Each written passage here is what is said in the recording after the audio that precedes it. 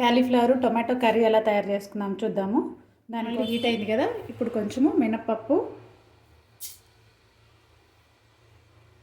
కొన్ని ఆవాలు, కొంచెం జీలకర్ర, అలాగే ఒక ఎండుమిరపకాయ,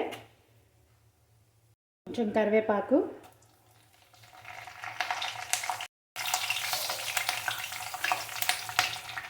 మీడియం సైజు ఆనియన్,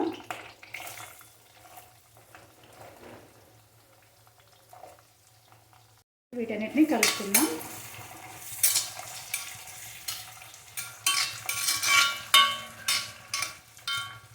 వీటిని ఫ్రై అనిద్దాం. మూత పెట్టేసి ఫ్రై అనిద్దాం. చూద్దాము. ఇక్కడ ఆనియన్స్ ఫ్రై అయిపోయినాయి. మరి ఎక్కువ డీప్ ఫ్రై అవ్వాల్సిన అవసరం లేదండి, కర్రీ కదా, సో ఇట్లా సరిపోతుంది. ఇందులోకి కూరకి సరిపడా కారం, 1 టేబుల్ స్పూన్ కారం, చిటికెడు పసుపు,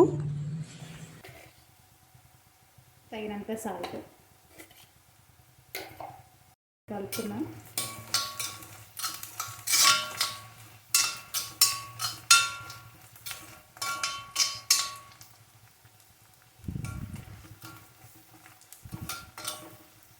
ఇప్పుడు దీంట్లోకి మనం కట్ చేసి పెట్టుకున్న క్యాలీఫ్లవర్ టొమాటో ముక్కలు యాడ్ చేద్దాం. టొమాటో యాడ్ చేసుకుందాం.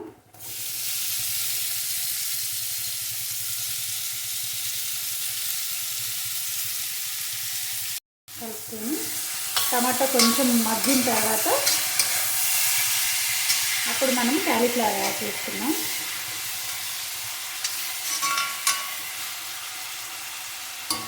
మూత పెట్టేసుకున్నాం.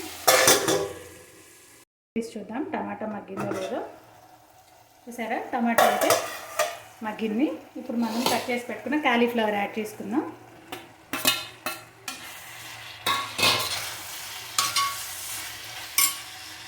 వీటిని కూడా బాగా కలుపుకుంది.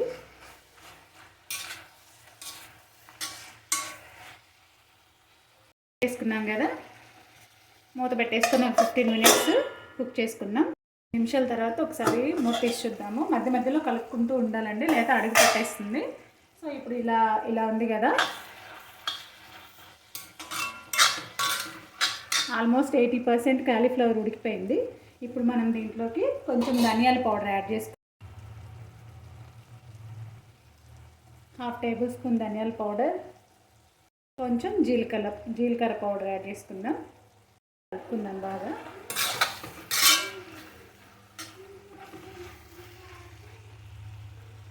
ఇంత కలుపుకున్నాం కదా. ఇప్పుడు క్యాలీఫ్లవర్ 80% ఉడికిందని చెప్పాను కదా, రిమైనింగ్ 20% ఉడుకుతుంది.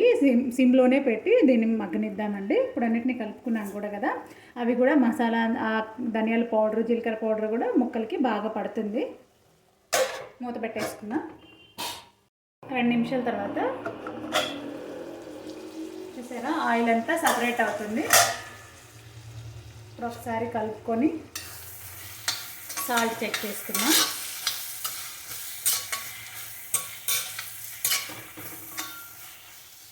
ముక్క ఉడికిందో లేదో ఒకసారి చెక్ చేసుకుందాం.